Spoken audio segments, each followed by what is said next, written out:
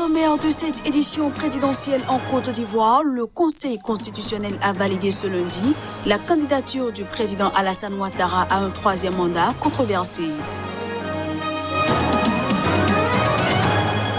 À Tombouctou, les activités de l'armée malienne n'ont jamais cessé malgré le coup d'État à Bamako, alors que l'insécurité reste la première des préoccupations dans le nord et le centre du Mali en conflit. Et puis les Nigérians sont en colère face à la hausse des prix de l'essence. L'État a mis un terme à un système de subvention des carburants pour tenter de renflouer ses caisses.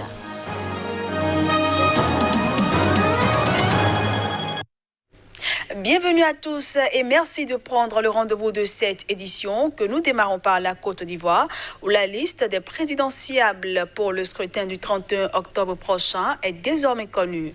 4 candidatures ont été validées par le Conseil constitutionnel.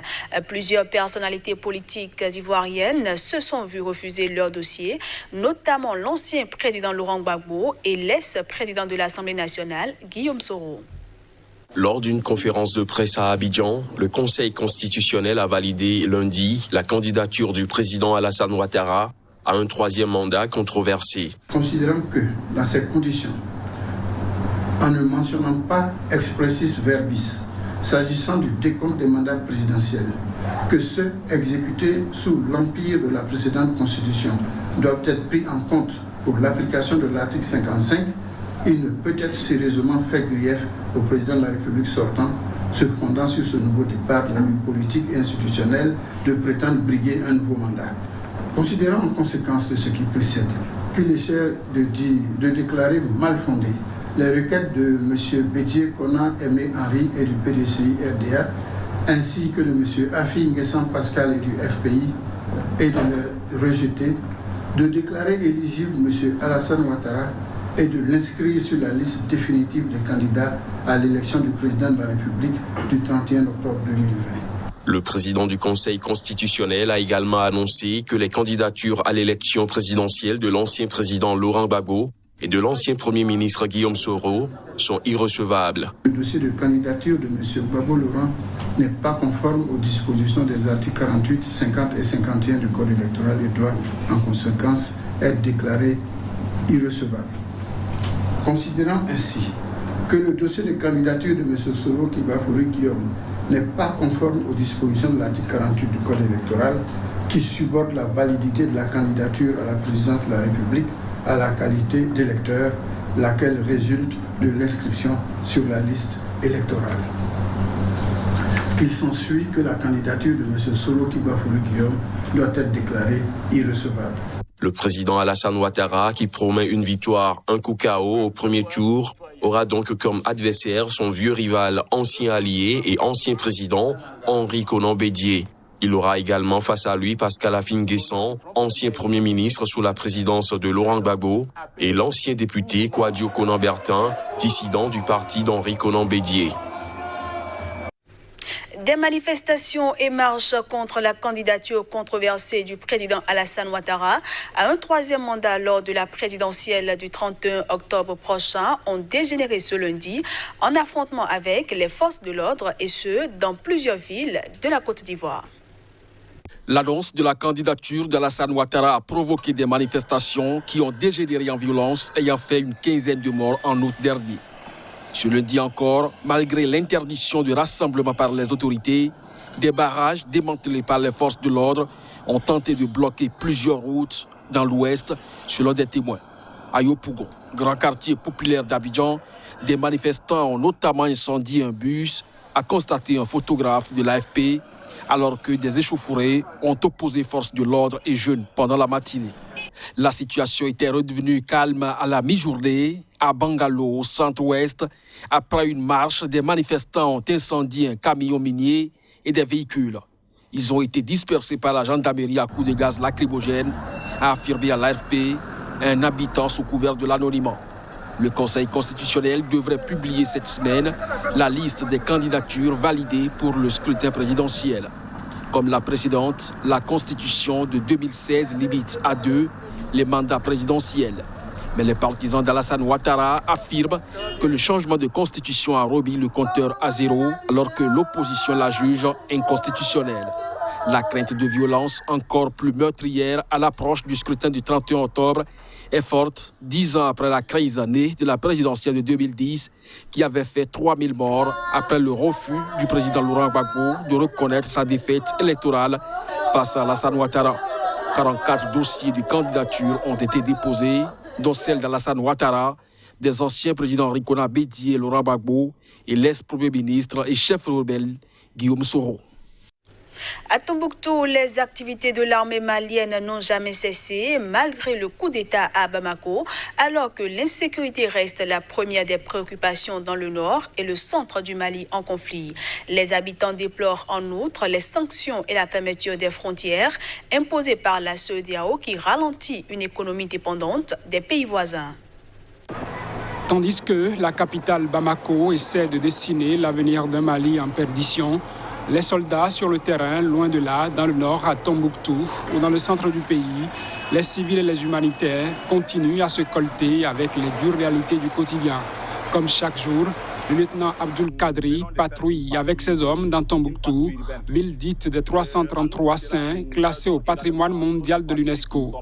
Sa patrouille, qui circule dans les rues animées et commerçantes, est composée de blindés, montés et mitrailleuses gros calibre, symbole de la menace qui plane malgré l'activité effervescente d'une des principales villes du Nord. Le Nord est le centre du Mali, territoire immense où l'autorité de l'État ne s'étend souvent pas plus loin qu'à quelques kilomètres des villes, sont le théâtre de plusieurs conflits depuis 2012. Le coup d'État mené ce jour-là par des militaires désormais au pouvoir n'a pas fait cesser cette spirale, quand bien même l'exaspération devant l'impuissance de l'État a été un facteur primordial dans la chute de l'ancien président Ibrahim Boubacar Keïta. En même temps qu'il discute de l'avenir avec les diplomates ou les responsables civils à Bamako ou dans la nouvelle place forte du pouvoir, la ville garnison de Kati, des chefs de la junte, ont visité des camps militaires dans le pays dans un souci de rester unis en un même bloc, selon les mots d'un gradé à l'AFP. Les voisins du Mali ont fermé les frontières de leurs États membres et imposé un embargo sur les flux commerciaux et financiers pour presser la junte de restituer rapidement le pouvoir aux civils. Mais ces sanctions font plus de mal aux populations qu'au gouvernement lui-même, se désole le maire de Tombouctou, Aboubacrine Cissé. Au Nigeria, depuis que l'État a mis un terme à un système de subvention des carburants pour tenter de renflouer ses caisses vidées par la pandémie de Covid-19, les prix de l'essence ont augmenté dans le pays. Ces derniers jours, le prix de l'essence à la pompe a atteint les 162 naira le litre, soit 0,36 €, une augmentation de près de 15%, conséquence de la dérégulation voulue par le gouvernement nigérian. Face à cette situation des prix du carburant, les Nigérians expriment ici leur colère. On les suit. Le gouvernement est à bout. Il ne peut plus trouver d'argent pour maintenir une quelconque subvention, que ce soit dans le secteur pétrolier ou dans le secteur de l'électricité. Donc, au moment où nous parlons aujourd'hui, l'idéal serait de faire en sorte que l'électricité reflète les coûts, même s'ils disent qu'ils reflètent le service, quoi que cela veuille dire.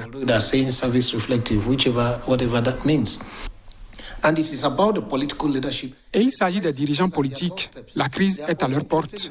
Ils ne se sont intéressés qu'à occuper des postes d'autorité sans comprendre les détails et les obligations qu'ils doivent aux masses nigérianes. Il s'agit simplement d'infliger un maximum de souffrance aux Nigériens pendant qu'ils sont occupés à être payés à nos dépens.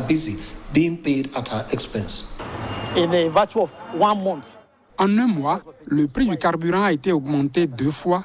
C'est triste et décourageant. Honnêtement, ce n'est pas encourageant. C'est nous les pauvres qui souffrons. Ils n'en ressentent rien.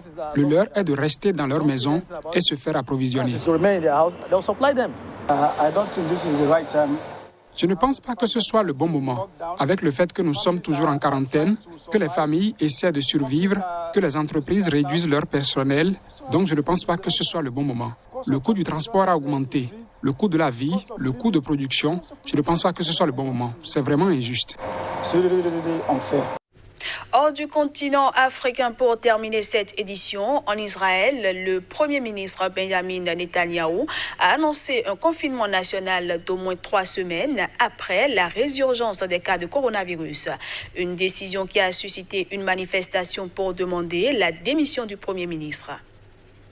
Les manifestants ont bloqué les routes vers l'aéroport Ben Gourion alors que le Premier ministre Benjamin Netanyahou doit se rendre aux États-Unis pour assister à la signature d'accords visant à normaliser les liens avec le Bahreïn. Israël est devenu dimanche soir le premier pays fortement affecté par le coronavirus à réimposer un confinement national d'au moins 3 semaines pour tenter de juguler une seconde vague de contamination.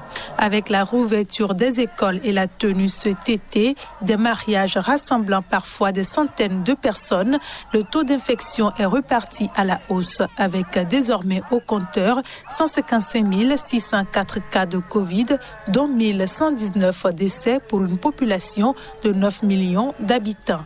Le confinement d'au moins 3 semaines n'est pas du goût des populations qui critiquaient déjà la gestion de la pandémie par le gouvernement.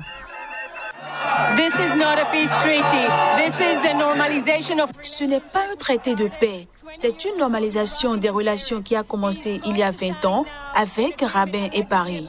Il va maintenant signer un accord, soi-disant un accord de paix, alors qu'il laisse le pays dans un chaos total. Le corona monte en flèche, il nous confine et il ne fait que vivre avec sa famille. Ce n'est pas un accord.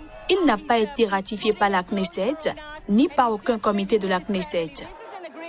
Which was not ratified, not by the Knesset, not by any committee of the Knesset. C'est insupportable et nous ne pouvons plus le supporter. Et en ce qui nous concerne, il ne va pas prendre l'avion ce soir, ou s'il le prend, il va le prendre tard ce soir. Et s'il décolle et qu'il a un laissez-passer, il va nous voir. Le nouveau confinement entrera en vigueur à partir de vendredi pour la fête du Nouvel An juif et se terminera vers le 9 octobre prochain, ont précisé les autorités. Et c'est sur cette dernière information que nous mettons un terme à cette édition que je vous remercie d'avoir suivi. À bientôt.